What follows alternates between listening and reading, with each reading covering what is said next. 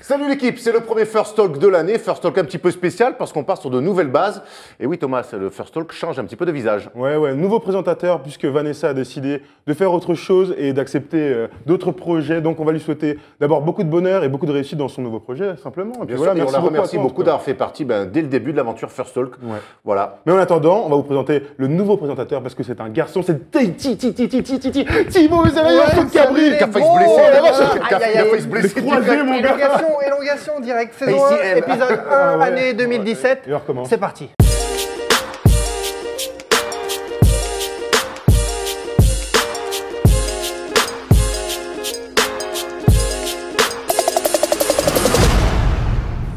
Bienvenue dans First Talk, saison 1, épisode 8. Ravi de vous retrouver sur les comptes de la First Team. Bonjour Thomas, salut Erwan, tout va bien? Salut à toi et bienvenue à toi Thibaut d'abord. Bienvenue. Merci, merci de m'accueillir. En plus, t'es venu avec une table talk, un nouveau plateau, sympa. Tu nous as amené à New York, tu fais kiffer. On met les gros moyens, et aujourd'hui au programme, on parlera notamment de la crise qui couve à Golden State. Oui, il y a crise, messieurs, on en parlera. Il y a crise, ils ne s'entendent plus, rien ne va plus. On parlera également du match d'hier soir à 20h sur beIN, Milwaukee-Washington, avec un gros zoom sur Jabari Parker. J-40 avant le All-Star Game à la Nouvelle-Orléans. J-40, on vous donnera nos votes, nos surprises, on vous fera gagner des places pour la Nouvelle-Orléans. Non, c'est une blague. Pardon. On parlera également plus tard de James Harden ou encore de Tony Parker. Justement, ce sont les news. Bryant on the move with the jumper. Jusqu'à ce week-end, Tony Parker restait sur de très belles statistiques avec des victoires à la clé. Est-il de retour? Gère-t-il sa saison? Comment ça se passe pour Tony Parker cette année après un début de saison, on peut le dire, assez mou quand même, hein, Ça se passe très très bien, Tony Parker. Il monte en régime. Sur le mois de novembre, il était à 11 points par match, 4,6 passes et à quasiment 27 minutes par match. En décembre, c'était à peu près similaire avec un petit peu moins de minutes. Et en janvier, bon, le mois de janvier vient que de commencer, mais c'est 15 points, 6,5 passes et surtout, c'est le deuxième meilleur bilan de la Ligue. Et dans cette Ligue où les meneurs de jeu sont de plus en plus forts et c'est eux quasiment les stars de la Ligue, Tony Parker, il arrive toujours à driver la deuxième meilleure équipe de la Ligue. Ça veut dire que les premiers commentaires qu'on a pu voir, un Tony Parker qui gère sa saison, qui va un petit peu crescendo, c'est vraiment ça? Parker, il se connaît maintenant, Thomas? Ouais, ça fait partie du processus des Spurs de toute manière de gérer la saison régulière. Pour Greg Popovich, le coach, c'est vraiment la préparation des playoffs sur 3, 4, 5 mois pour cette équipe des Spurs. Tony Parker, on s'est intéressé à lui simplement parce que depuis Noël et sur 6-7 matchs, il était très fort. On a retrouvé un Tony Parker en canne, donc qui est capable d'aller mettre des lay-ups, capable de mettre des tirs, capable de clore des matchs à de très hauts pourcentages. Et surtout, moi, ce que j'ai apprécié surtout, c'est sa justesse. Tony Parker est devenu un meneur de jeu. Ça fait quelques temps, évidemment. Ça fait quelques temps, mais là, il est au summum de ce qu'on pouvait attendre de lui dans la justesse de jeu. D'ailleurs, Greg Popovich n'appelle plus des systèmes. Maintenant, c'est Tony Parker qui se charge de tout, comme si de rien n'était. Signe que Tony Parker est en pleine bourre quand il met à mi-distance comme ça, quand il est aussi fiable à mi-distance, quand il est à droit de loin, on sait que près du panier, ça, il aura ça toute sa vie. Mais quand il met des tirs, alors pas forcément à 3 points, mais à mi-distance, quand il a son petit jump shoot comme ça, c'est que tout va bien pour Tony Parker et les Spurs. Vous m'avez dit Tony Parker en pleine bourre, il ne sera pas All-Star Game, il est plus... En pleine bourre à 34 ans, mais qu'est-ce qu'on attend? On attend aujourd'hui de Tony Parker qui soit All-Star Game? Je pense pas, on attend aujourd'hui Tony Parker qui fasse tourner l'une des plus belles équipes de la Ligue et c'est ce qui fait la perfection. Il a 34 ans, Tony Parker. Sa forme All-Star, elle est derrière lui. Il est plus dans son prime. Et la grande intelligence de Tony Parker aujourd'hui, c'est qu'il le sait. Aujourd'hui, on sait que ce rendez-vous, ça va être en play-off, en demi-finale et finale de conf, pour pouvoir faire tomber les Warriors ou les Rockets. On les attend où, San Antonio, justement, l'ère post-Duncan, là, en embuscade, là, juste derrière Cleveland et San Antonio? Oui. Ils font partie, je crois qu'il y a un trio de tête dans la NBA qui se dégage, et puis ça fait 2 ans maintenant que c'est comme ça. Évidemment, tu as les Cavs champions, tu as les Warriors, et tu as les Spurs. Les Spurs, je crois qu'aujourd'hui, même si les Rockets vont très bien, je crois que c'est la seule équipe sur une série de playoffs sur laquelle je peux mettre un billet et dire, oui, eux, ils vont taper les Warriors, eux, ils vont taper les Cavs. C'est peut-être les seuls. N'hésitez pas, les amis, à commenter sur le compte YouTube, la page Facebook, Snapchat, Twitter. Posez-nous vos questions, on est là pour ça, pour y répondre. Toujours. Autre news de la semaine, le transfert marquant de ces derniers jours. Kyle Korver signe à Cleveland contre Mo Williams, qui ne jouera jamais, qui n'ira jamais à Atlanta puisqu'il est à la retraite en effet, et Mike Dunleavy qui file à Atlanta. Et qui a pas envie de jouer à Atlanta. Je crois qu'il y avait un filet garni aussi, il y a eu 106 d'occasion, qui a que 160 000 km. Il veut rien dire ce trade. Il veut rien dire. Il veut rien dire dans la déontologie. Après, c'est une très bonne opération pour les Cavs qui récupèrent un deuxième arrière shooter pur. On va À la place pas, de Dunleavy qui voilà, à jouait la pas. place de Dunleavy qui jouait pas et qui est un shooter plus pur encore que Nate Dunleavy, mais qui peut jouer. Ensuite, c'est bien pour les Cavs parce que derrière J.R. Smith, c'est un peu compliqué. On voit les stats de Kyle Korver justement. Hein. Cette saison, elle est à 9 points. Ouais, non, mais c'est cette sur saison de 58, 42. 58, voilà, sur quasiment 58%. 60% à 3 points, merci, bonsoir. On sait que derrière J.R. Smith, qui est blessé en ce moment et qui a des petits problèmes de famille, c'est DeAndre Liggins, qui est un défenseur pur et dur, qui va pas faire grand-chose d'autre. Il y a Jordan McRae. Bon, ça va les gars, Jordan McRae, c'est pas non plus incroyable. Et puis, donc il leur manquait un vrai profil shooter, même si on sait que Iman Shumpert peut jouer des amarreurs, mais ils avaient besoin de ce registre-là et ça leur met une vraie arme, clairement, avec un mec qui a de l'expérience quand même. Mais alors Thomas, ça veut dire quoi justement? Cleveland qui se renforce encore une fois, il n'y a plus aucune compétition à l'Est. C'est Non, fini. à l'Est, de toute manière, à partir du moment où tu as LeBron, il n'y a pas de compétition, j'ai l'impression. Non, mais c'est vrai que c'était important pour cette équipe des Cavs d'avoir encore un shooter. Ils ont Channing Frye qui est venu la saison dernière apporter du shooting sur le poste 5. Voilà. Ils ont Kevin Love. Maintenant, ils ont Mike Dunleavy était venu pour ça, apporter encore une facette de shooter dans cette équipe de shooters. Rien que ça. Maintenant, LeBron veut un troisième meneur et je crois qu'il a raison. Il faut un nouveau meneur. On parle de Rajon Rondo, on parle de Ricky Rubio. Il faut un autre meneur. Ça veut dire quoi? Ça veut dire que la NBA, il y a deux équipes, une à l'Ouest, une à l'Est, et puis Bienvenue rideau à la derrière. NBA. Ouais, non, mais clairement. Les autres ramassent les miettes. Dans la NBA moderne, c'est Ça a un petit toujours peu été ça. ça. Mais ça, c'est toujours les mêmes à la fin, on les connaît. Sur chaque début de saison, tu peux sortir 2, 3, 4 équipes qui iront en finale et chaque année, c'est la même chose. Les surprises type Détroit 2004, c'est très très rare. Même à l'époque de Jordan, il y avait quand même beaucoup plus d'incertitudes quant à qui allait. Tu vois ce que je veux À dire? part les Bulls, tu veux dire? Mais non, mais il y avait beaucoup plus d'incertitudes. À part les Alors, Bulls. non, mais aujourd'hui, c'est le passé. On le Non, sait qu'ils sont ouais. là en finale. Mais je suis désolé, face à New York, face à Indiana, il y avait quand même des séries qui étaient un peu plus compliquées. C'est pas parce que c'est disputé que tu sais pas qui est favori. Quand le favori va au bout, tu peux le prévoir. Alors, tu es jeune, mon ami, encore, mais très je jeune, pense que tu te en souviens bonne pas de santé. toutes les séries où il y avait des vraies C'est ce incertitudes que je veux te dire. autour des Bulls, que ce soit sur ces 3 premiers titres où c'était New York qui leur tirait la bourre, ou sur les 3 autres où c'était Indiana et Miami. Les finales de conf étaient beaucoup plus disputées qu'elles ne le sont en ce moment avec LeBron James. Et si on se place du côté, non pas de Cleveland, mais d'Atlanta, là, plus pourquoi intéressant, ce je transfert justement? Parce Alors qu'ils moi, sont je me suis pourtant en grande intéressé. forme. Je me suis intéressé. Alors en fait, Atlanta est dans une phase de transition. On se rappelle qu'il y a 2 ans, ils perdent Desmarais Carroll qui était important dans leur effectif. Alors Ford se barre pour rien. Ils dégagent Jeff Teague pour faire jouer Dennis Schroeder. Donc ils sont en train de se réinventer. Ils signent Dwight Howard en disant enfin on aura un grand pivot pour Bonne jouer idée. des choses. D'ailleurs, ils lui promettent. Bonne idée. Ils lui promettent à Dwight Howard de jouer le titre, la finale de conférence, enfin en tout cas une belle place à l'Est. Là aujourd'hui, on se retrouve avec Kyle Korver qui est en fin de contrat, Sefolosha qui est en fin de contrat et Paul Millsap, le gros joueur de tout ça, qui est en fin de contrat. Ils veulent renouveler leur effectif. C'est pour ça que Paul Millsap est sur la sellette, entre guillemets, parce qu'ils vont pas lui donner 30 à 35 millions cet été. En tout cas, ils n'en ont pas envie. C'est pour ça qu'ils cherchent des transferts. Donc, on peut s'attendre à Sefolosha, lui aussi. Korver, lui aussi. Ils cherchent des choix de draft. Moi, je pense quand même que Ça veut pour dire un quoi, mec comme ça veut Kyle Korver, dire- tu peux récupérer mieux qu'un tour de draft de Cleveland en 2019. Donc a priori. clairement, ça veut dire qu'ils dégraissent là avant Ouais, d'aller dégraisse. passer. Oui, il n'y a dégraisse. pas photo. Et je pense que le pire, enfin bref, il y a encore des choses qui vont bouger, notamment le cas Paul Millsap, qui pourrait intéresser pas mal d'équipes, mais eux, ils veulent récupérer des choix de draft. Et les choix de draft, en général, ce n'est pas les grosses équipes qui peuvent les fournir, C'est ça. forcément. Donc c'est un peu Ouais, compliqué. ils sont un peu. On a, ouais, c'est on a compliqué. entendu la rumeur Paul Millsap qui pourrait atterrir chez les Kings. Enfin, moi, ça serait dommage qu'un joueur comme ça de ce calibre Il va rester 6 mois et puis basta, lui, atterrir surtout. chez les Kings, ouais, surtout pour rester 6 mois. Ouais. Après, ce qui est drôle, tu vois, par exemple, par rapport à Atlanta, c'est qu'ils veulent renouveler l'effectif. D'un autre côté, ça marche très bien. Ça marche, ouais, c'est ça. Ça marche très bien, Atlanta. Ils sont sur 6 victoires de suite, 21-16 le bilan, 4e à l'Est. Et puis voilà, Paul Millsap est très bon. Voilà, on voit les stats. La ils sont- greffe Dwight Howard à la prise.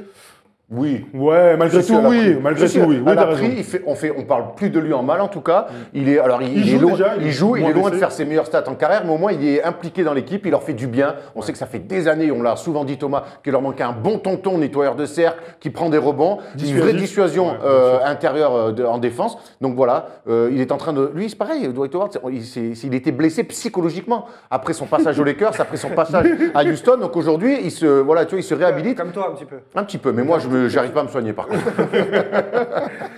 Parfait. Troisième news à retenir de la semaine. Chris Paul, énorme hier lors de la victoire des Clippers face à Miami. 19 points, 18 passes. C'est le leader incontesté de Los Angeles. Devant Blake Griffin, on peut le dire. Oui, on peut le dire. En tout cas, le leader, c'est le maestro.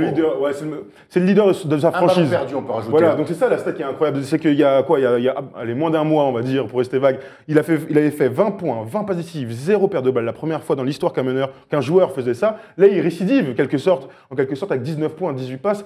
Et puis des actions de grande classe. J'ai en tête, regardez sur nos Vine, sur nos différents comptes, des feintes de passes, des fades de ouais. Voilà, ça, c'est le Chris Paul que j'aime. Tu gagnes des matchs, tu assures.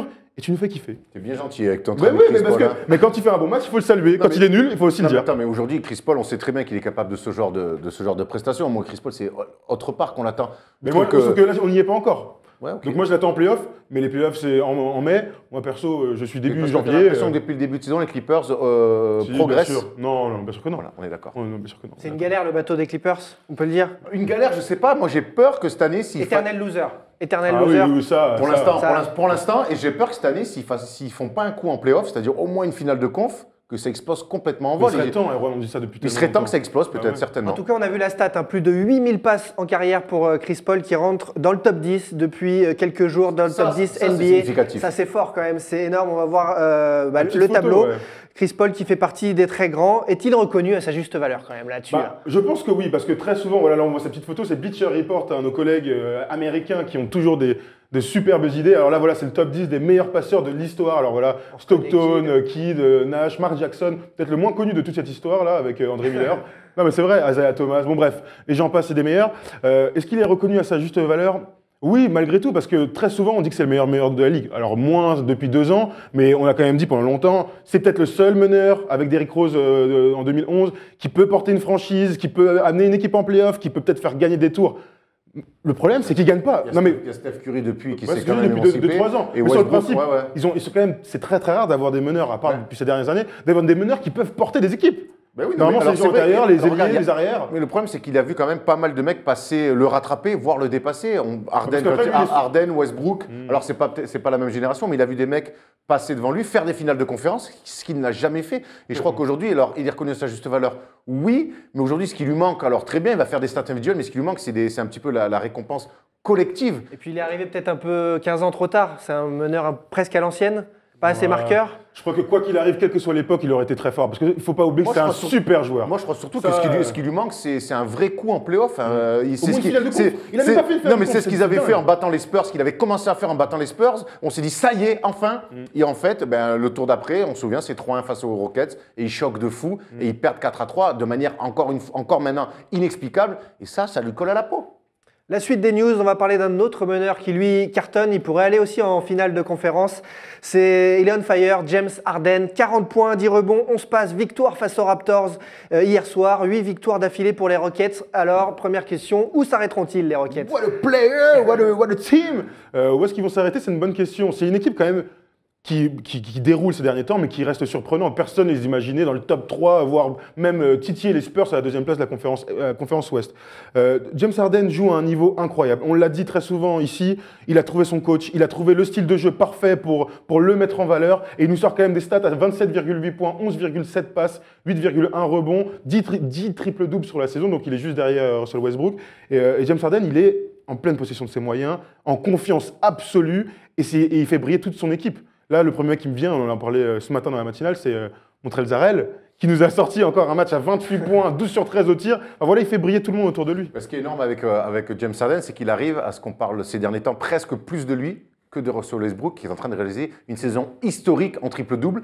Et donc, Parce que son équipe fonctionne mieux. Ouais, mais exactement. Ben non, mais alors après, Aussi, si. non, mais sans dire plus Westbrook que Harden, sans rentrer dans le débat, simplement James Harden arrive à faire parler autant de lui que Russell Westbrook. Et déjà, ça situe le personnage. Et j'espère honnêtement que les deux vont continuer à se tirer la bourre pour le titre de MVP. Comment un coach comme Mike D'Antoni peut passer de la gloire aux Suns au néant aux Lakers et refaire repartir la machine Houston qui moi, était ça, c'est grippée? Je crois que c'est pas du tout les mêmes attentes et que c'est pas du tout le même contexte.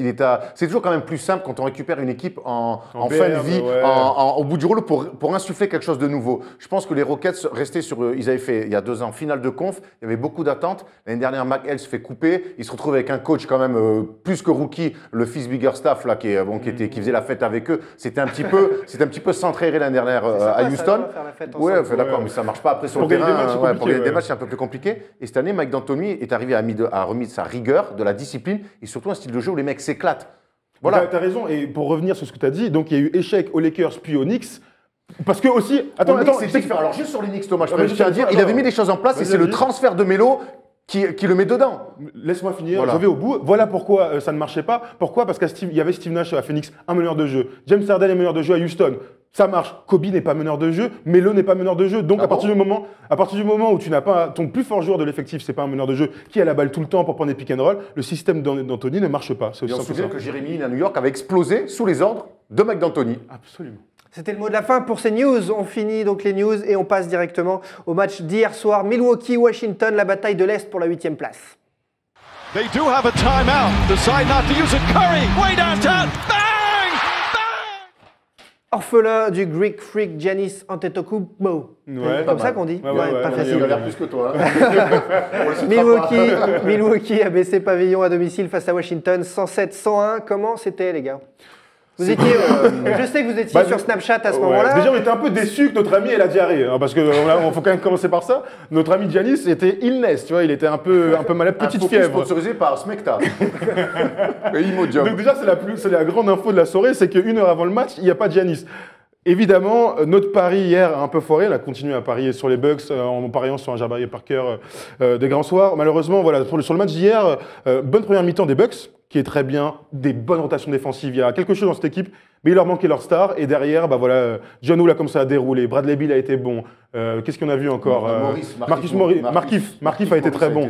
Non, Washington a commencé à dérouler, a gagné ce match finalement sans suspense, entre guillemets. Ouais, non. Moi, ce qui alors, comme tu disais, à Milwaukee, c'est leur force première, même si à Giannis Antetokounmpo et Jabari Parker, leur force première, c'est quand même cette défense. On a vu hier des rotations. Le problème, c'est que quand derrière en attaque, tu as du mal à te trouver. On les a trouvés. On les a trouvés quand même très stéréotypés par rapport à la semaine dernière, où ils étaient en feu, où on a beaucoup parlé d'eux autour d'Antetokounmpo. Hier, j'ai trouvé qu'en attaque, c'était quand même, ça a beaucoup forcé. Fin de match galère. Je ne les ai pas sentis très inspirés, un petit peu déboussolés en attaque. Et même si tu défends fort, quand tu mets pas de panier à ce sport quand même derrière, c'est quand même dur d'enchaîner les défenses sans mettre des paniers. Zoom justement sur Jabari Parker, 27 points, 8 rebonds, 7 passes. C'est lui qu'on attendait pour prendre la suite du Greek Freak. Qu'est-ce que ça a donné hier soir? Alors malgré ses stats plutôt pas mal, il ne fait pas un grand match. Il a forcé beaucoup. On en parle avec Steph, qui est notre chef d'édition spécial aujourd'hui en régie. On en parlait, il a un petit peu forcé sur le jeu rapide notamment, alors que d'habitude c'est leur force. Il a voulu prendre ses responsabilités, ce qui est une bonne chose.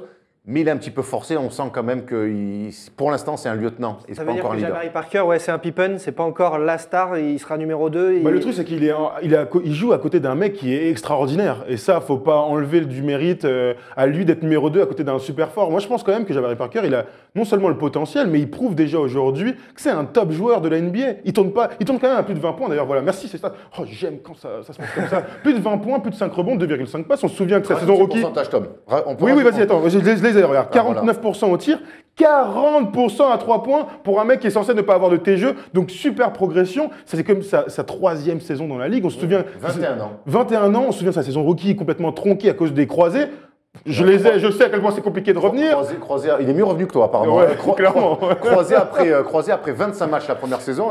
Donc voilà, moi je vois le potentiel et déjà ce qu'il est capable d'accomplir aujourd'hui. Alors oui, c'est le numéro 2 de son équipe parce qu'à côté de lui, il y a un futur MVP de la ligue. Et on est bientôt à mi-saison, Milwaukee doivent viser quoi alors les hommes de Jason Kidd là, les playoffs, il faut qu'ils soient en playoffs ces mecs-là.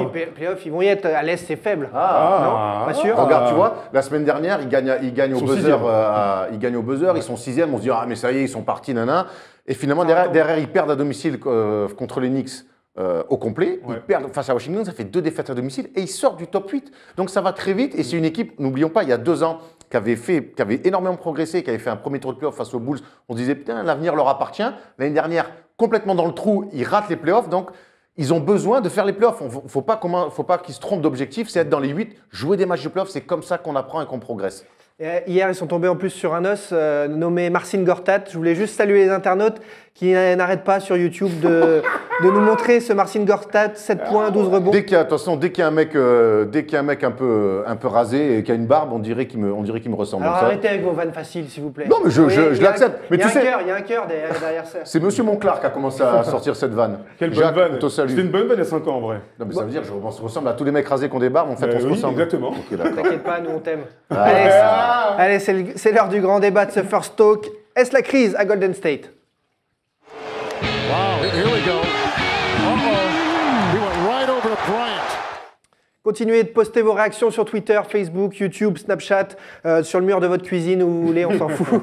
En tout cas, les Warriors sont-ils des enfants gâtés? Nous, on a envie, enfin j'ai envie de dire un petit peu oui, parce qu'ils devraient être encore plus hauts. Ok, ils vont très bien, mais ils ont perdu à Noël contre Cleveland. Rebelote face à Memphis, alors qu'ils avaient 18 points d'avance à 8 minutes de la fin. Défaite à l'arrivée. Qu'est-ce qui se passe? La maison brûle un petit peu? Enfin, qu'est-ce qui se passe? La maison ne brûle pas parce que les chiffres parlent pour eux. Et c'est vrai que moi, quand j'ai regardé le match face à Memphis, là on voit leur bilan, hein, meilleure équipe de la Ligue, 32 victoires, 6 défaites, meilleure attaque, 20e défense, mais on sait qu'il y a beaucoup de possessions, donc c'est à prendre en compte. Ils sont capables de bien défendre défensivement, d'avoir de bonnes rotations. Maintenant, on les attend où les Warriors? C'est pas le problème qu'ils perdent des matchs. Ils vont forcément perdre 82 matchs dans une saison, on en perd. Maintenant, c'est la manière moi, qui m'interpelle et qui nous a poussé à poser cette question. Sont-ils des enfants gâtés? À Cleveland, ils perdent. C'est pas très grave de perdre à Cleveland.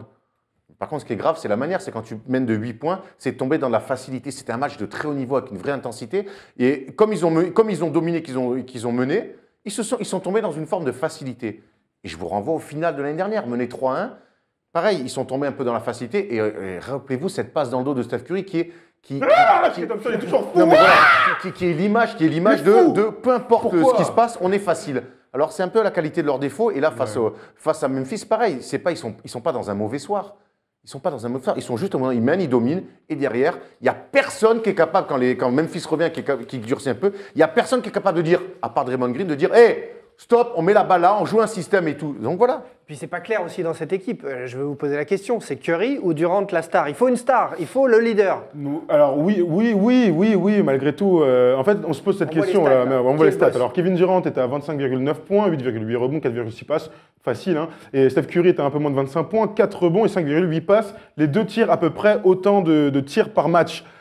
Pourquoi on se pose cette question? C'est parce que contre Memphis, il s'est passé un événement. Franchement, un événement qui nous a tous marqués, on s'est tous dit « Waouh, il se passe un truc aux Warriors », c'est que sur la dernière action du match, alors que Stephen Curry est à 40 points depuis la fin du troisième quart-temps, que Kevin Durant fait un bon match, il a plus de 25 pions et tout, il y a une dernière action, Curry a la balle dans les mains, il la file à Kevin Durant, l'air de lui dire « Allez, vas-y, joue tout seul, fais ton 1 contre 1 » parce qu'il avait un grand qui défendait dessus. Draymond Green, pendant ce temps-là, dit « Oh non, c'est n'importe quoi, arrêtez vos conneries, on ne peut pas la jouer comme ça ». Donc Kevin Durant a la balle dans les mains, dribble, tire à 3 points, court. Il y a largement mieux à faire. Oui, c'est un shooter. S'il le met, on crie tous au génie. Mais sauf qu'il ne le met pas, il doit aller chercher une faute, il doit aller chercher un drive, un dunk, aller sur la ligne des lancers francs et gagner le match comme ça. Ils perdent là-dessus. Ils vont en prolongation, hein, si je dis pas de conneries. Ouais. Et Draymond Green met une soufflante, comme on en voit rarement en NBA. De temps en temps, on voit Popovich le faire, mais c'est Popovich. Draymond Green fait ça. Et c'est un coach surtout. Et c'est un coach. Draymond Green fait ça. Un MVP, Kevin Durant, la star qui vient d'arriver, il lui gueule dessus. Nous, on a trouvé ça très bien. Et mais bien sûr. On a trouvé ça très bien. Pourquoi? Parce que cette question des enfants gâtés, elle nous revient. C'est ces enfants qui sont trop faciles à l'école et qui ne travaillent plus. Il faut continuer à travailler. Travailler, c'est pas à l'entraînement. Je parle de pendant les matchs, rester concentré et faire les minima défensifs et d'intensité. Ouais, tout à fait. Il y en a un qui reste dans l'ombre et c'est pas facile à gérer, c'est Klay Thompson. Que faire de lui aujourd'hui? Alors, Klay Thompson, il a cette qualité-là, c'est un shooter de sortie d'écran. C'est un mec, il faut que ça joue au basket, il faut qu'il y ait des écrans, il faut qu'on se passe la balle. Quand Kevin Durant et Steph Curry, les deux, parce que c'est eux deux que j'ai envie d'incriminer le plus dans la défaite face à Memphis, commencent à rentrer dans leur délire de 1 contre 1, à toi, à moi, des trucs de pré-ado là, de pré-adolescent fleur, c'est insupportable. Et c'est pour ça que Draymond Green pète les plombs. Et donc et c'est l'équipe qui en pâtit, et c'est Klay Thompson qui en pâtit. On sait que Klay Thompson, c'est un mec, il peut créer son tir, bien sûr. Mais il le fait pas. Mais c'est sur des sorties d'écran. On sait très bien que les Warriors, ils ont ce système flex qu'ils adaptent à merveille sur des remises en jeu, sur des ci, sur des ça, avec des backpicks et tout. C'est des mecs qui ont besoin de se passer la balle. Et ils le font très bien. Et quand ils sont à plus 20, ah ben ils arrêtent. Ah ben vas-y, à toi, on va jouer d'un contre un comme s'ils étaient à Carpentier en train de vouloir chambrer des mecs. Mais ça marche pas comme ça. Moi, je suis d'accord avec toi sur Klay Thompson. Il y a un problème dans cette équipe, c'est-à-dire qu'il prend beaucoup moins de tirs et il n'a pas l'air épanoui. Klay Thompson, alors c'est pas le plus joyeux de tous les mecs en NBA, mais j'ai pas l'impression que ce soit comme avant. Il a de temps en temps des éclats, on se souvient des 60 points. Voilà, de temps en temps, il aura des gros cartons, mais il n'est pas dans le kiff. Il y avait un truc, il y en a un qui est dans le kiff absolu, c'est Stephen Curry qui est en train de fêter sur tout et n'importe quoi. Je suis sur le banc, je kiffe, je danse, je fais des trucs à l'entraînement, tant mieux, tant mieux. Malgré tout, on est en train de les défoncer, c'est la meilleure équipe. Attends, c'est la meilleure équipe en attaque que moi j'ai vue de mon vivant. Je vais aussi loin que ça, je m'en fiche. Depuis 30 ans, il n'y a aucune équipe qui a marqué autant de paniers, il n'y a aucune équipe qui s'est fait autant de passes décisives dans un système où il y a beaucoup de stars. Alors certains diront c'est facile à Durant, mais non, c'est pas facile. C'est pas facile parce qu'il y a des équipes dans l'histoire qui se sont ramassées complets malgré le talent, mais il n'y avait pas cette alchimie d'attaque. Je voudrais faire justement un parallèle par rapport à ça. Les Lakers d'il y a 13 ans, avec Karl Malone, Gary Payton, Kobe Bryant, Shaquille O'Neal, elle avait été construite pareil, avec des méga stars pour le titre. Aujourd'hui, Golden State, c'est quoi la différence? Alors, ça pourrait échouer pareil sur la en différence, finale. c'est que Kevin Durant est beaucoup plus jeune que Karl Malone, qui est arrivé quand même, qui est arrivé quasiment à 40 piges. Et c'est que là, il y avait, et c'est que c'était une autre époque. Où là, il y avait vraiment des méga stars. Là, Klay Thompson, c'est pas Kobe Bryant. Draymond Green, c'est pas Shaquille O'Neal, tu vois. Donc je pense que si et je crois qu'aujourd'hui, les gens, mine de rien, c'était 10 ans après, les joueurs sont habitués à jouer entre stars. Ouais, Team USA, tout voilà. ça. Il y a un autre truc qui est important, c'est que cette équipe, elle s'est faite. Je veux dire, ils ne traversent pas une zone de turbulence. Juste pour revenir sur les Lakers de 2004, c'est l'époque où Kobe va dans le Colorado pour son histoire de procès. Il y a des bisbilles entre les meufs des joueurs. Le Shaq a envie de se barrer. Kobe, enfin, tu vois, c'était aussi le gros bordel. Là, ils sont censés être tous potes. C'est d'autant plus. Ouais, a priori, Kevin Durant a dit qu'il voulait jouer avec ses potes. C'est d'autant plus impressionnant la gueulante de Draymond Green. C'est-à-dire que c'est des potes. Attends, c'est des potes et ils se permettent de le faire. Et moi, j'aime cette attitude-là. C'est le seul qui est capable de le faire. Mais tu veux que je te dise, Draymond Green, il gueule pas que pour la dernière action. Et il a raison de gueuler sur Kevin Durant parce que ça fait 8 minutes qu'il menait de 18 points et il voit les actions, il voit que c'est n'importe quoi, que ça défend pas, que ça rigole. Et c'est le seul qui met des doigts et qu'on fout des ballons dans les tribunes et qu'on rend des ballons. Et en face, Memphis, ça défend fort et ça y croit. Et il n'y a pas une fois où ils sont capables de se dire vas-y, sur 3 actions, on va foutre un système en place, on va les provoquer des fautes, aller sur les lancers, on va assurer le truc. Il n'y en a pas un qui fait ça. Et lui, il devient fou pour ça. Et il a raison de mettre une gueulante à Kevin Durant parce qu'au bout d'un moment, t'es pas au quai 54 en train de t'amuser, de faire le. Non, mais c'est vrai. Non, mais sans déconner. Et le problème des Warriors, c'est que très bien, ils sont premiers et ils risquent de finir premier de la ligue et tout. Et ils risquent même peut-être d'aller en finale NBA. Très bien. Mais qu'est-ce qu'on veut? C'est qu'ils soient. Enfin, cette équipe-là est programmée pour être championne. Même finaliste NBA. Tout autre résultat, c'est de la merde. C'est de la merde. L'année dernière, ils battent le meilleur bilan de tous les temps. Ils perdent en finale. Saison ratée. Vous pouvez me dire ce que vous voulez. C'est pour ça que les fans ont le droit d'être en ce début de saison, enfin bientôt milieu de saison, un peu déçus. Parce que 6 défaites, 3 à domicile, il y a quand même le droit d'être hyper exigeant avec eux. Alors. Moi, c'est pas les défaites qui me dérangent. C'est pas les défaites en 82 matchs. On perd des matchs au basket, on a beau être le plus fort du monde. C'est énorme. On perd des matchs. Moi, c'est la manière. La manière des finales de l'année dernière, on avait noté trop de facilité. C'est facile à gommer, ça ou pas? Quand on est un peu nonchalant, c'est facile. Malheureusement, je crois que c'est le plus difficile à gommer. Tu le gommes comment? En amenant des vieux briscards dans l'équipe, d'autres Draymond Green qui vont gueuler, en ayant un coach qui va vous remettre dans le truc. Voilà comment on gomme. Moi, je crois pas. Malheureusement, je crois que Steph Curry, tu l'as dit tout à l'heure, c'est l'inverse de ses qualités, quoi. C'est le défaut de ses qualités. C'est que c'est un joueur. Est-ce qu'on a déjà vu un joueur aussi facile qui s'amuse sur un terrain? Je suis pas sûr. Malgré tout, quand c'est dur, il faut jouer en mode dur. Il faut garder la balle, ne pas la perdre. Ce qui me gêne le plus, c'est que quand ils partent un petit peu dans des excès, et ça arrive dans un match, il y en a pas il n'y a pas Durant ou Curry pour dire je suis désolé, ils ont 2 tirs pour la gagne en temps réglementaire, ils se retrouvent à prendre un tir à 11 mètres, Steph Curry. Un tir on peut pas, même à Philadelphie, sur des remises de côté, ils arrivent à faire des systèmes de jeu plus sympas. C'est pas normal. C'est pas normal. C'est bien ce que tu dis parce que Draymond Green l'a souligné après le match. Il a dit le problème avec Clay qui prend pas beaucoup de tirs et tout ça, c'est mon problème parce que je suis le général sur le terrain. C'est le problème de Steve Kerr parce que c'est le coach et c'est le problème de Steph Curry parce que c'est le meneur de jeu et c'est censé être le général sur le terrain.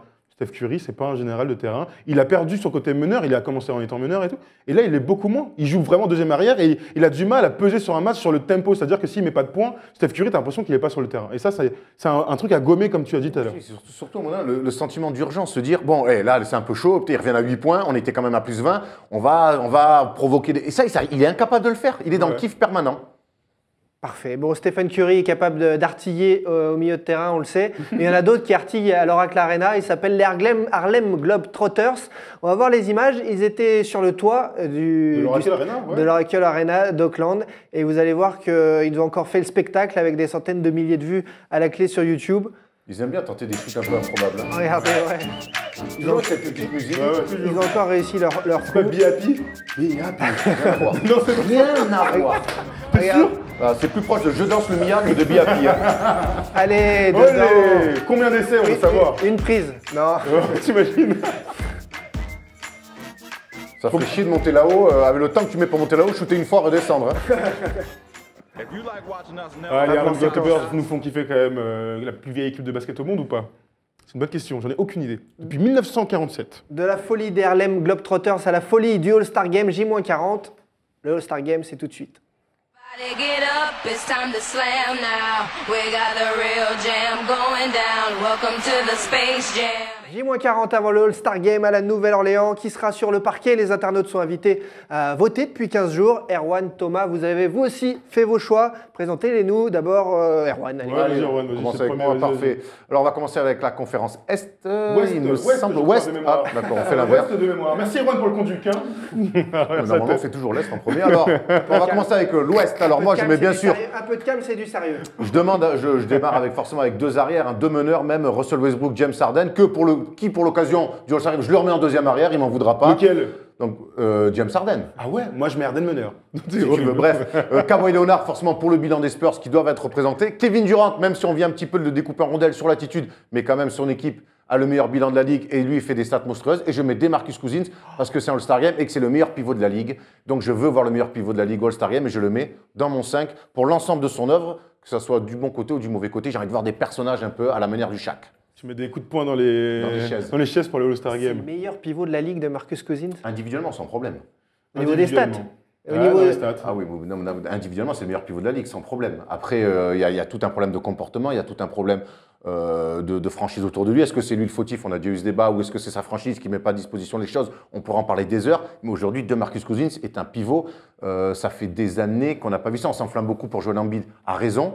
Mais ce que fait aujourd'hui DeMarcus Cousins, c'est complètement incroyable. Et si on revient sur le 5, là, ta ligne arrière, là, elle va arriver à s'entendre, à se faire des passes ou ça va être... T'inquiète pas, c'est All-Star Game, je pense qu'ils vont s'entendre rapidement. Est-ce que Russell Westbrook va être encore MVP du All-Star Game? Je crois que ça fait deux de suite. Deux de suite, ça fait une première, trois d'affilée. Oui, même déjà deux de suite, ça me paraît incroyable d'affilée. On passe à mon 5, je crois que c'est le même d'un point de vue du backcourt, c'est le même que toi évidemment, Kawhi. KD, et moi je mets Anthony Davis parce que c'est peut-être le meilleur bilan. Ah ben non. Non, il a un vieux bilan de naze, mais je le préfère à DeMarcus Cousins. Oui, c'est clairement de l'affect.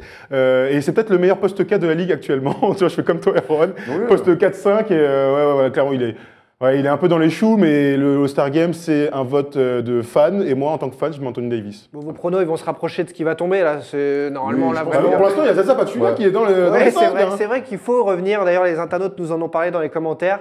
Zaza Pachulia, qui est donc pour l'instant dans le top 3, c'est ça des pivots. Il est deuxième derrière KD sur les postes intérieurs, disons 3 4 c'est juste les votes des fans qui sont pris en compte. On sait qu'après, le vote des joueurs et le vote des journalistes va rentrer en compte. Donc, je pense qu'il va. Logiquement, c'est le premier truc, les gens vont voter. Il va logiquement perdre des passes, mais après, c'est inimaginable. Vous nous expliquez à quoi c'est dû, donc Pachulia dans... C'est au vote des Géorgiens qui se mobilisent. Ça fait déjà 2 ans qu'ils font ça et ça fait le buzz. Il y a ça, et puis le fait qu'il soit quand même aux Warriors, t'as quand même, tout le monde te voit encore plus. Les gens, oui, mais il était dans les trucs. Là, il est deuxième derrière KD. Enfin, tu vois, c'est pas la même chose. Je pense que l'année dernière, c'était le début d'un buzz, et puis là, les gens disent « Ah, c'est marrant, ça peut marcher », ils votent encore plus. J'ai voté pour Zaza. C'est pas Yao Ming, quand même. T'as voté pour Zaza? J'ai voté pour Zaza, j'ai envie de le voir au All-Star Game juste pour embêter. Moi, j'ai pas voté pour Zaza, parce que j'ai pas envie de le voir au All-Star Game. Un mec qui va sabrer tout le monde au All-Star Game. Il y aura peut-être un peu de défense au All-Star Game, monsieur Erwan. Bon, il y a juste un souci dans vos compos à l'Ouest, il n'y a pas de Rudy Gobert.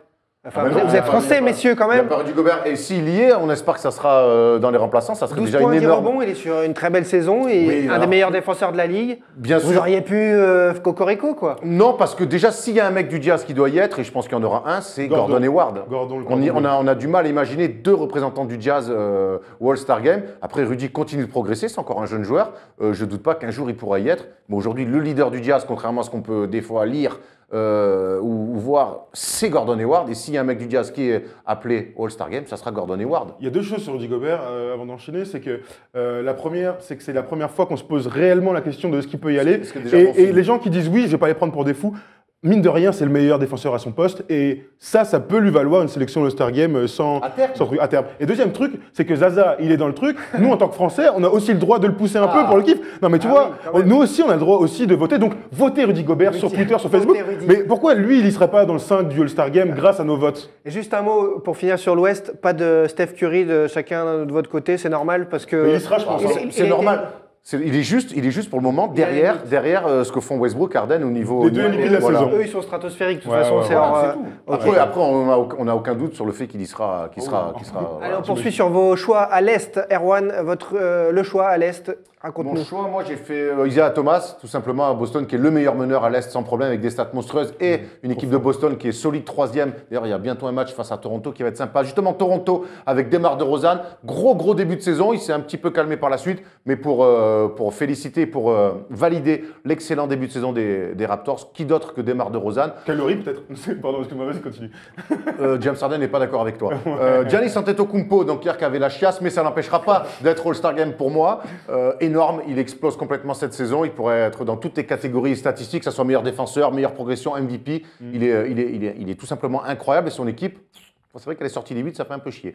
LeBron James, parce que c'est LeBron James, on ne va pas s'attarder. Et oui, moi, comme DeMarcus Cousins, j'ai envie de mettre Hassan Whiteside parce que plus de 17 points, plus de 14 rebonds par match.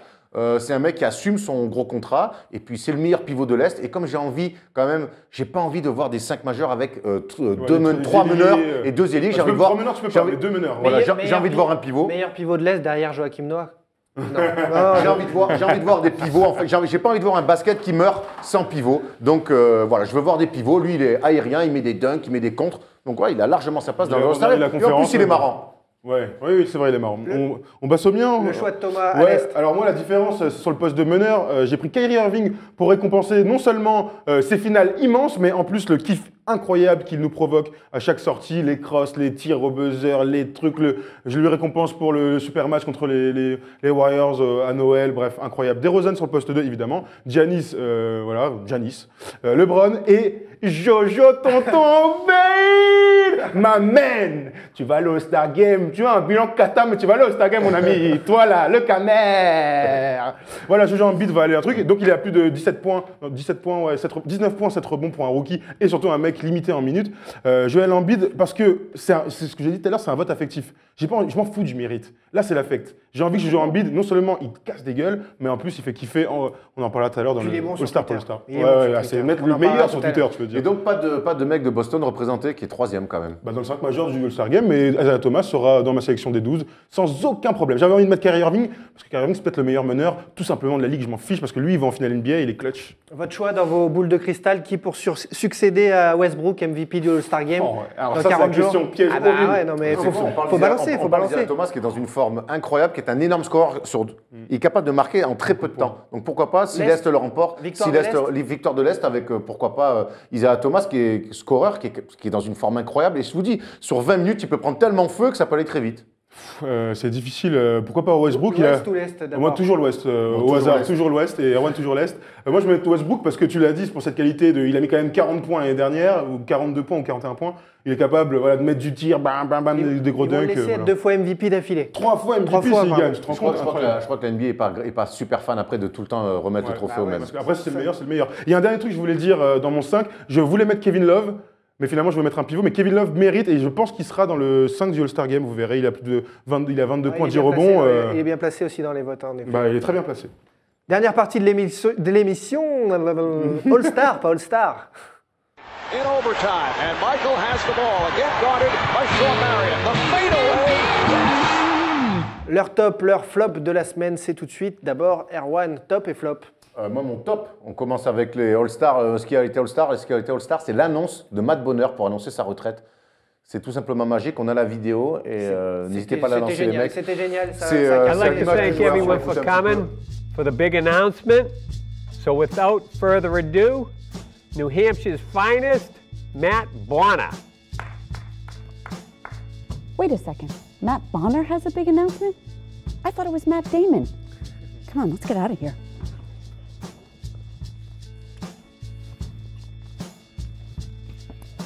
Let me get straight to the point. I am retiring from playing competitive basketball at any level above the Concord Men's League over 35 division. Does anyone have any questions? Bonner?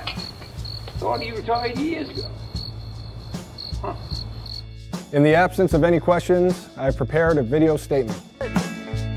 See the stars, I thought we'd lost them.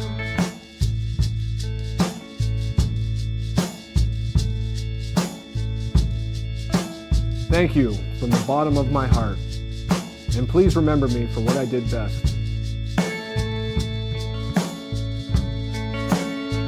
It's time to fly into Génial, ouais. C'est le Red Musique- Mamba alors Musique C'est le- exceptionnelle. Hein. Ouais. La bise à tous les blonds vénitiens. Non, mais c'est fort, c'est marrant, c'est rigolo, c'est à l'image du joueur, voilà, qui était un joueur atypique, on le voit même là sur son départ en dribble. C'est compliqué dès qu'il doit poser la balle par terre. Par contre, c'était un shooter exceptionnel, un joueur d'équipe qui était dans son rôle, qui a su trouver chaque fois, partout où il est passé, sa place. Et On a puis bien voilà. rappelé qu'il avait été très fort en Italie, on est d'accord, c'était lui, hein. Pascal Aibrin, hein. Non, c'était Matt Bonheur qui avait cassé des gueules en Italie. Scalabrine aussi. Il y en avait un des deux, c'est Steph, Scalabrine, dans je le crois, qui a Riet. joué en Italie. Tu c'est vois, Bonheur, c'est Bonheur, on en a Bonheur, parlé. Matt Bonheur, t'as vu le Riet, ça marche bien. Matt Bonheur qui avait cassé des gueules avant d'aller en NBA avec des gros stats dans une équipe qui gagnait pas beaucoup de matchs. En tout cas, Énorme shooter. énorme shooter. Et qui joue en New Balance. Le seul. À noter. Non mais sans déconner en plus. Moi mon petit top, mon All-Star de cette semaine c'est Jimmy Butler, on n'en a pas parlé. On aurait pu, il a été encore incroyable dans un retour magnifique contre je ne sais plus qui, c'était quoi, Toronto, Toronto, ouais. Il met 42, il met un tir à la fin, step back à 3 points. Contre Charlotte déjà aussi. Hein. Ouais mais ok. Mais il a été incroyable ce montre. Mais il y a un autre truc, Jojo Embiid, j'en ai parlé tout à l'heure. Jojo Embiid, c'est le héros des réseaux sociaux. Double top. Ah ouais, ah bah là, je suis obligé. Donc, il met une petite photo avec Mick Mill et Norris Noël sur son compte Instagram. Jusqu'ici, on s'en fout. Et là, il y a Mia Khalifa. Allez chercher sur Google qui est Mia Khalifa, on ne mettra pas de photo. Qui vient dire, ouais, c'est une équipe de losers et tout. Et lui, il lui fait une réponse.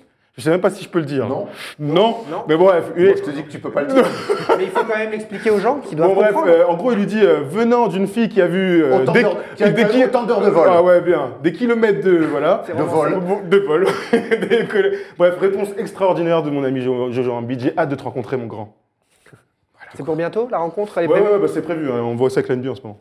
Ton All-Star à toi, Thibaut. Mon All-Star, j'y ai réfléchi là il y a quelques minutes et c'est forcément les Lakers. 2 victoires d'affilée. Alléluia, alléluia les Lakers qui remontent à la 12e place. Je passe une très bonne émission. Depuis tout à l'heure, on parle de que les gens que j'aime bien. Ils peuvent viser peut-être la 10e place. C'est une équipe de série qui est en train d'apprendre, c'est très bien ce qu'ils font. Mais oui, puis les jeunes jouent. Ingram a été bon sur le dernier match. Bravo aux Lakers, On sait bravo à jamais, ils jouent Colton. Portland là peut-être pour la passe de 3. On sait jamais. Ouais, Enfin non, pas ne gagné. nous Pas gagné. enfermons pas quand même. Quel est le programme du reste de la semaine les Ah non, amis il y a Erwan, attends, Il il y y a a All-Star maintenant. Il y a les flops. Il y a les flops. Ah ouais, C'est les ça, flops. All-Star, pas Ouais, All-Star. ouais. Et moi, mon All-Star, c'est les Raptors. Raptors qui sont une bonne équipe de la conférence Est, mais qui n'arrivent pas à step up, qui n'arrivent pas à franchir ce palier. Et on en a parlé dans les matinales la semaine dernière. Pourquoi pas récupérer Paul Millsap? Il faudrait qu'il fasse peut-être le forcing là-dessus pour rajouter une arme autour de Laurie de Rosanne, Valanciunas au poste 5 et sur le poste 4, il y a quand même une énorme faiblesse dans la dureté pour amener aussi. Siakam est mignon, mais ouais, c'est- mais bon, Siakam, il est jeune. c'est compliqué. Sullinger est blessé. Ou ou pas je sais de patte, je sais même pas, j'ai l'impression qu'il joue pas. Patterson. Et juste pour info, sur le dernier match là, qu'ils ont perdu contre Houston, ils prennent un 18-0. Non mais c'est ça. 18-0. Ils perdent à Chicago, ils n'arrivent pas à taper des gros. Il leur manque un joueur là pour franchir, pour stepper clairement. Ouais. Moi, j'ai un deuxième, en fait, j'ai un troisième All-Star, je m'en fous, je suis un rebelle. À Ça Londres. part dans tous les sens. Ouais, ça y est, clairement. c'est Première la folie, émission, c'est la pour première t'accueillir. émission. Mais un perfecto la prochaine fois. C'est à qui là 103 Paul Ninja, garé en double fil. Donc après Butler, Guidon tressé. après Embiid, le voilà pour un 3e top. Eh ouais, c'est Paul George. Paul George, donc, il sera au match de Londres jeudi. Paul George va nous présenter, à Londres, donc, sa première signature shoe, donc une chaussure faite par Nike, Paul George, la PG1. Et j'ai hâte de le voir. Ça, c'est un top qui a de la classe. Et nous on l'a pas encore. Tu nous Ah l'amènes non, pas non, j'ai vu Lui, une il a photo des cent- tu l'as pas de fait. Santiago. Tu l'as pas au pied en exclusivité ou quelque Ah, chose non, là non, pour malheureusement. la Petit Georges, mais Bon, j'ai cru comprendre que vous partiez à Londres dans la semaine. Il faudra la ramener la paire, non? Pour lundi prochain. on espère. Ah ouais, on va à Londres, j'étais pas au courant. Il faudra peut-être ramener une petite paire, une exclue ou des Oh, cadeaux. Écoute, on va travailler pour. On va travailler pour. Et oui, donc le programme de la semaine, c'est qu'on part à Londres demain matin, donc il n'y aura pas de matinale comme vous en aviez l'habitude, mais on fera beaucoup de choses hein, sur la page Facebook, sur la page YouTube, on va mettre beaucoup de vidéos, et puis on vous fera une vidéo globale aussi, puis on fera pas mal des présentations de matchs sur le parquet, on fera aussi une petite émission, voilà, vous allez voir, suivez-nous, soyez très... Comment vous allez vous la raconter? Ouais, j'avoue qu'on se la petit raconte. peu. Non, mais ce qui est dingue en plus, c'est que demain, on va donc à Londres, et Thibaut aussi va à Londres, mais rien à voir, il va même pas pour la NBA, c'est pas bien. C'est les grands esprits qui se rencontrent et vont à Londres. Moi, je vais voir il fait Moussa une- Sissoko, un peu de football. Bon joueur de basket, Moussa Sissoko. Non, aucune idée. tu lui demanderas. Donc n'oubliez pas, d'ailleurs, il y a un truc qu'on n'a pas dit. Les pouces bleus, est-ce que vous avez liké? Si tu es arrivé jusqu'ici dans la vidéo, j'espère que tu nous as mis un gros like, mon pote. On en a besoin. En tout cas, ouais, merci de nous avoir suivis. Merci à l'équipe technique et en régie qui a assuré une nouvelle fois. Rendez-vous sur le compte YouTube donc de la First Team pour nous mettre des gros pouces. On adore ça. Pour partager l'émission, bien sûr, ça nous aide beaucoup si vous nous appréciez. Promis, on vous offrira des cadeaux, des goodies. Le compte Twitter, le compte Facebook, Snapchat également, des deux zigotos à côté de moi. Zigoto, Le tien, totalement ringard et le mien. arrête, le tien, N'hésitez Thibaut. pas à commenter l'émission, nous poser des questions, on vous répondra. On est là pour ça, on a que ça à faire. Merci pour cette belle Merci à toi, première. Thibaut. Merci à C'était cool, vous. on est très content que tu sois avec nous. On a Très un content dernier que mot, tu nous Derwan? Ah, il y a un petit mot. Bien Derwan. sûr, il y a les remerciements, comme d'habitude, hein, on ne va pas changer ça en 2017. Le premier remerciement, évidemment, allez, vas-y, Paul, envoie le bousin. Polo. C'est Rudy Larousseau. Mais pourquoi Larousseau, t'as pas de blague sur lui? Non, j'ai pas de blague, mais j'ai une chanson par contre. C'est quoi ce remerciement?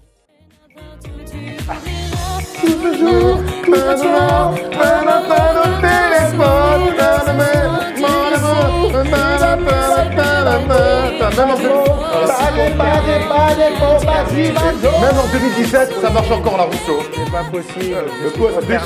Et le deuxième remerciement, c'est un mec qui a beaucoup inspiré Nicolas Batum. C'est Mike Bottom. Il y avait plein de bottoms sur le visage. C'est clair. C'était un joueur bottom line.